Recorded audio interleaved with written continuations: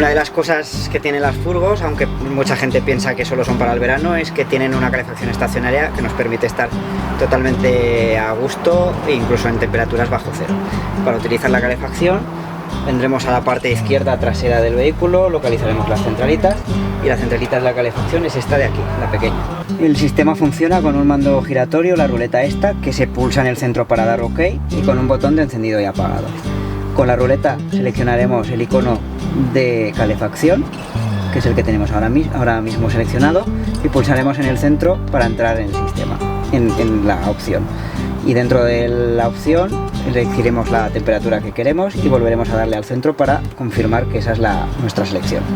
Cuando está funcionando la calefacción se nos pondrá el botón de encendido en color verde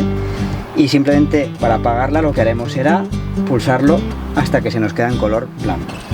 Además de la calefacción manual tenemos un modo de programación al que vamos con la ruleta, seleccionamos el modo temporizador, le damos al centro para entrar, añadimos un temporizador dándole al centro de nuevo,